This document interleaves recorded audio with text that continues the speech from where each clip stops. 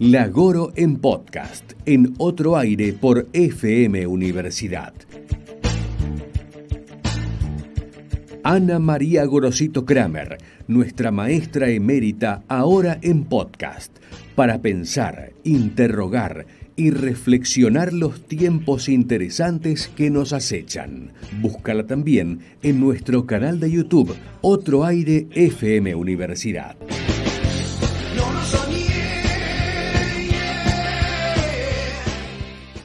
¿Cómo estás? Como sabés, te habrás enterado que el domingo 5, que acaba de pasar, se recordaba al Día de la Mujer Indígena, y el día está elegido porque el 5 de septiembre de 1782 sufrió tormento seguido de muerte una mujer aymara, Bartolina Sisa, que junto con su esposo Tupac Katari protagonizaron un importante alzamiento contra la colonización española. El castigo entonces fue una muerte bárbara, la exhibición de su cabeza y sus manos en la plaza pública para escarnio de quienes quisieran seguir con la revuelta. Así que es una heroína, digamos, de las luchas anticoloniales más tempranas, una heroína indígena. Y a pesar de que la fecha no está hecha para desearle felicidad a las mujeres indígenas, sino justamente para recordar aquellas condiciones coloniales y la reproducción de las condiciones, digamos, neocoloniales al día de hoy en materia indígena en los diversos estados nacionales de América del Sur, si voy a concentrarme en eso, pero también de la Argentina. El Instituto Nacional de Asuntos Indígenas organizó un gran encuentro intercultural a nivel federal en el que simplemente brindó, digamos, los canales para que los propios líderes y lideresas de las comunidades indígenas de la Argentina dialogaran sobre la base de 3 temas. El primer tema era la reforma constitucional del año 1994 y el modo como se conquistaron derechos indígenas en el artículo 75, inciso 17 de la Constitución Nacional en cuanto a atribuciones del Congreso de la Nación. El segundo panel repasaba lo que tuvo que ver con la sanción de la Ley de Emergencia Territorial de Tierras Indígenas 26160, y luego el tercer panel y último, el que justamente llevó más voces, qué hacer en relación con esa ley. La ley dice que se declara la emergencia en materia de posesión y propiedad de tierras tradicionalmente ocupadas por las comunidades indígenas originarias del país, ¿no? Y a continuación dice, además de disponer de qué manera se va a hacer el reconocimiento de esas tierras, una serie de medidas técnicas, simultáneamente dice también que se suprime o se prohíbe cualquier tipo de sentencia, acto procesal o administrativo cuyo objeto sea el desalojo o desocupación de las tierras que están contempladas en ese artículo primero. Esto debería haberse cumplido, por supuesto, es decir, que no debería haber habido desalojos en todo este proceso, lo cual ya sabemos que efectivamente no pasó, pero además hay algo que es quizá todavía más grave, porque esta ley se sancionó en noviembre del 2006 y fue como en el caso de la Constitución reformada, producto de muchas luchas de los pueblos originarios de nuestro país. Pero pasa que los 4 años iniciales que dio esta ley en el 2006 para su cumplimiento, es decir, el reconocimiento de esas tierras y por lo tanto su reconocimiento como tierras de comunidad bajo el régimen de propiedad comunitaria, ni siquiera logró en esos primeros 4 años el reconocimiento completo de las tierras. Así que fue nuevamente prorrogada, digamos, con otro número, ¿no? A partir del 2009 y dando un nuevo plazo de 4 años hasta el 2013, Cumplido el 2013, tampoco se había terminado el operativo, así que se dio una tercera prórroga a noviembre de 2017.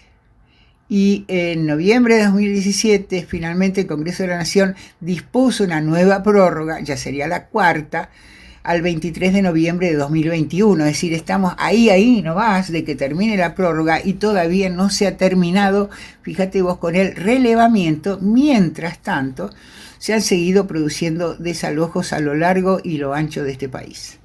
Desalojos inclusive, sabrás, en la provincia de Misiones, ¿no? Entonces, lo que hubo en esos paneles y especialmente en el tercero fue una exposición de casos dramáticos de comunidades y familias indígenas que han sido en todo este largo proceso expulsadas de sus tierras. Es decir, que el interés inmobiliario, el de la producción extensiva de cereales, de animales, el desbosque, la venta de madera, continuó dándose a lo largo de todo este periodo y así seguimos con casos además extremos. Por ejemplo, a mí me conmovió muchísimo una señora mayor, Marina, hablando del caso de la comunidad de Tolombón. Ellos son una comunidad diaguita en la provincia de Tucumán.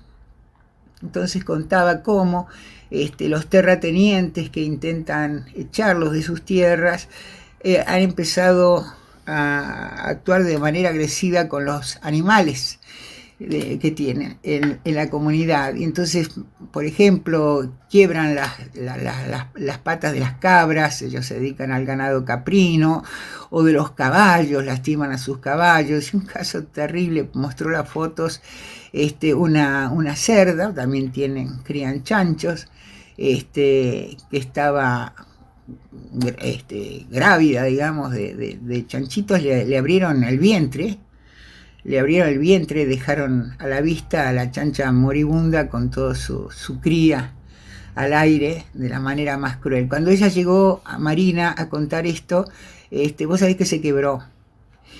Se quebró por la emoción, por la indignación, y yo creo que muchos de nosotros, los que la estábamos escuchando, también sentimos una profunda congoja ante la perversidad de estos actos. En Jujuy, otra anciana también contó que una nueva disposición respecto a las tierras fiscales de la provincia de Jujuy por parte de su gobernador Morales han comenzado entonces la expulsión de familias indígenas, porque claro, no tienen papeles de ningún tipo que avalen su posesión de larga data en esos lugares, y sin embargo son arrancados, sus casas destruidas, sus animales dispersos, etc. ¿Para qué te voy a hablar de la cuestión mapuche, que sale muchísimo en los diarios? Ahí los atropellos son terribles. Pero yo quisiera terminar esta vez esta charla que tengo los viernes con vos, diciéndote que hubo también una voz de un guaraní en este encuentro, el joven Villalba, muy mesurado, muy bien, planteando también la cuestión territorial, los territorios guaraníes en la provincia de Misiones. De manera que, si yo ahora te pregunto a vos, y en relación con la ley de emergencia territorial y sus 4 prórrogas y una más que se viene, te pregunto, ¿y por casa cómo andamos? Que es lo que te suelo preguntar. ¿Estarías en condiciones de responder? ¿Y por casa cómo andamos? ¿Por qué no se respeta la ley? ¿Por qué los territorios guaraníes siguen siendo un sueño, una entelequia? Porque no estamos avanzando ni en el reconocimiento, ni mucho menos en la forma legal de la propiedad comunitaria para finalmente constituirla como un hecho jurídico reconocible y que debe ser respetado por otros. Vos dirás, bueno, pero yo, ¿qué tengo que ver con esto? Si yo no soy político. ¿O qué tengo que ver con esto si yo no estoy en el Congreso? ¿Qué tengo que ver con esto si yo no soy agrimensor? ¿Qué tengo que ver con esto si yo nunca dispuse un desalojo? Habría que ver qué dicen los jueces.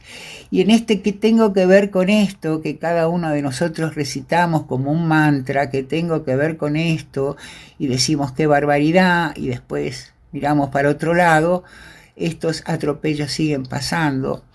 Y aquí entonces te querría recordar que hasta hace 2 semanas más o menos estábamos muy preocupados por los afganos y por los talibanes y por las mujeres afganas. Y yo te voy a preguntar ahora, ¿y qué opinas de las poblaciones indígenas desplazadas por estos atropellos a sus derechos reconocidos constitucionalmente? ¿Y qué opinás del desplazamiento brutal al que estamos sometiendo a los pueblos guaraníes de nuestro territorio por el incumplimiento de aquellas leyes que sin embargo deberíamos aceptar y respetar? ¿Ves? La cuestión es difícil. Estos encuentros van a continuar. Están programados más encuentros, tanto durante este mes como a manera de cierre entre el 11 y 12 de octubre para definir qué acciones se van a seguir en función de esta lucha por una legalidad que nunca termina de completarse. Mientras tanto te vuelvo a preguntar, ¿y por casa cómo andamos?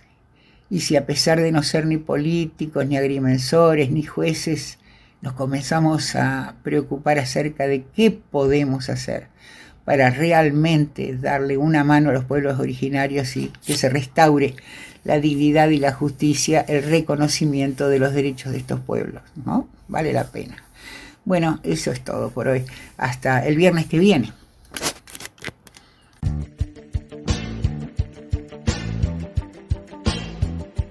La Goro en podcast, en otro aire por FM Universidad. Ana María Gorosito Kramer, nuestra maestra emérita, ahora en podcast, para pensar, interrogar y reflexionar los tiempos interesantes que nos acechan. Búscala también en nuestro canal de YouTube, Otro Aire FM Universidad.